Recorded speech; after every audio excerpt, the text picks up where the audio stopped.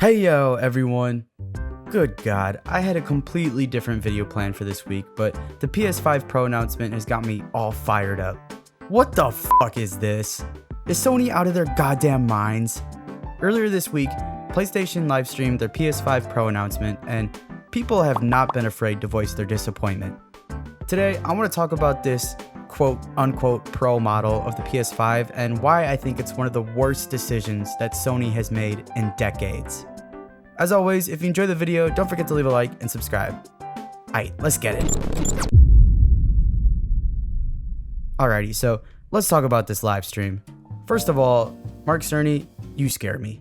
PS5 Pro substantially improves over PlayStation 5 in 3 ways. I would not be surprised at all if he's a part of some sort of evil alien lizard conspiracy group or something. Anyway, the PS5 Pro is set to have a slightly different look, better game performance, faster speeds, and increased storage size. The CPU is remaining the same from the original PS5, but the GPU has been increased in size with reportedly 67% more processing power and up to 38% faster processing speeds. The new storage size is 2TB, which is nice, I won't lie.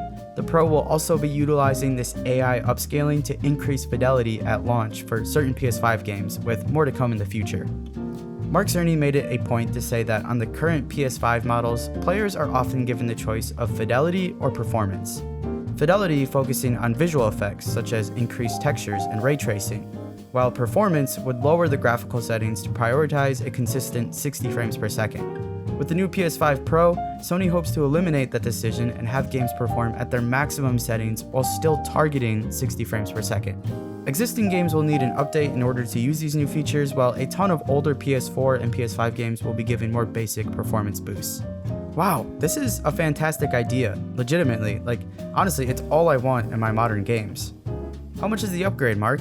$700 freaking dollars? Holy shit!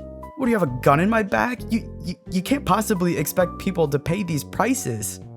Guys, this is the biggest problem here. The hardware upgrades are great, legitimately, but $700 for a mid-gen refresh is insane. Sony has already said themselves that the PS5 is already at its halfway point, probably past that by now, so you'd be paying $700 for maybe 4 more years? Sony's gotta be smoking crack if they think that this is a good idea. Peter, what are you doing? Crack? And you know what? We have the historical records to back up just how poor of a decision this is. Remember the PS3? Following the insanely successful PlayStation 2, it seemed as if Sony could do no wrong with their follow-up console. Except they did. They were charging $600 for the PlayStation 3. Meanwhile, Xbox launched the 360 at $300. That is an insane difference in pricing, which ultimately led to Xbox winning that generation. Clearly, the PS5 Pro pricing is Sony seeing if the market has changed enough so that when the PlayStation 6 rolls out, they can price it around $700 or even higher. Unlike the PS3, the PS5 Pro is a bit different considering that it's only a mid-gen refresh and not the only option for consumers, but the value of what you're getting for $700 is simply not there. Not only is it 700 kahunas right out of the gate, but you're missing some key features that are standard with the base model. For one, the vertical stand is sold separately. I mean, come on, man. You're not even gonna give us the stand you're using in the marketing? An even larger offense, though, is that there isn't a disk drive with the console. What the actual hell is Sony thinking here? If you're considering upgrading from the base PS5 and want to play your physically owned games, then you're gonna have to pay an additional $80. So all of this is nearly $800 bucks. Oh, and if you didn't know, PlayStation quietly increased the price of their controllers across the board earlier this week. Hey, Sony, I don't know if you heard this or not, but we're in a bit of a recession right now, and the industry has been going through some tough times, and money's kind of tight, so yeah. Maybe don't do that. Like, I'm not trying to hate here. I love my PS5 and the games it has, but that's the problem, isn't it? Where is the motivation to upgrade here? There were no game reveals or any killer apps to say, hey, here's our brand new super impressive Pro model, and here's a brand new game to showcase just how great it is. I feel like Sony has gotten too comfortable with their recent successes and have gotten a little full of themselves. Like, I don't give a shit if I can see an additional puddle in the game. I want to have a locked 60 frames per second without my PS5 sounding like it's about to take off into orbit.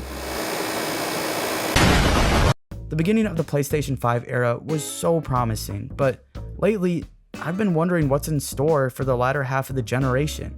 Does anyone know of any confirmed first-party PlayStation games that are currently in development or when we could possibly see them? With how long it takes to make AAA games now, we might get like 1 or 2 more first-party games before the PlayStation 6 comes out. To me, these upgrades feel minimal compared to the jump the PS4 Pro had on the PS4 base model. You see, the last generation had mid-gen refreshes that made sense. When the base models first came out, they were doing a good job of running at a decent frame rate at 1080p HD. At the time, that was kind of the standard. But new technology allowed 4K TVs to become much more affordable, resulting in the consoles suddenly becoming outdated. Thus, the mid-gen update prioritized better specs with 4K capabilities. But what has changed since 2020 to encourage consumers to ditch the base PS5? The internal upgrades sound great, and I'm sure there will be at least some sort of notable difference in gameplay, but to me, these differences are barely noticeable. At least not noticeable enough for me to spend $700 on it. I mean, guys, $700 is approaching PC territory. Man, even if you're getting the full $500 for trading in your original PlayStation 5, which you are certainly not going to, I still don't think you should do this. I just don't understand who this is for. Honestly, the best comp for the PlayStation 5 Pro is, ironically, Concord. A product that in of itself isn't terrible, but is simply overpriced and seemingly trying to reach an audience that doesn't exist. It's like they're trying to supply a demand that just isn't there. I've seen some people say that this is a solid deal for people who have gotten a PS5 yet, and to those people, I say, you're out of your fucking mind. If you've never played any of these PS5 exclusives, why the hell would you go out and buy the most expensive console ever made? So I actually looked this up because I wanted to see how the PS5 Pro stacked against other consoles after being adjusted for inflation. And although it isn't the most expensive once you take that into account, all of the consoles that are ahead of it in price flopped. Like, these consoles weren't very successful. Maybe this would be a good idea to drive casuals towards buying the base models, but they just raised the prices on those as well. And if you're looking to upgrade from the base PS5, what incentive do you have? Like, really, why would you upgrade? No new games, barely noticeable differences in the games where there are changes, having to pay for the disk drive if you don't have it. I mean, come on. I just feel like we haven't even fully realized the potential of the current PS5. I know it's lame that we have to pick between fidelity and performance, but it's really not that big of a deal to me. I honestly can barely tell the difference in fidelity when I play in performance mode. The games still look great. Instead of laying off employees and canceling games a week into their lifespan, I would have liked Sony to focus more on building up the value of the current PlayStation 5. I want to see more PS5 exclusives, games where they don't have to hold back to accommodate dual releases for the PS4. If you want to increase hardware sales, then develop a new PSP. I mean, come on, Sony. Oh, we were right there, man! But even if they're not interested in getting back into portable gaming and just want to focus on home console hardware sales, then create more software sales. Games sell consoles. Consoles don't sell games. It's a good thing Astrobot is doing numbers right now, because that little guy might have to carry Sony's sorry ass to the finish line. Hopefully we start getting some updates on whatever their first party studios have been up to, because the release schedule for PlayStation games is looking pretty rough at the moment. But I want to know what you guys think about all of this. What are your thoughts on the new PlayStation 5 Pro? Are you sticking with your base PS5 or are you going to upgrade to the Pro? And if you are, what are your reasons? I'd love to hear your thoughts down below in the comments.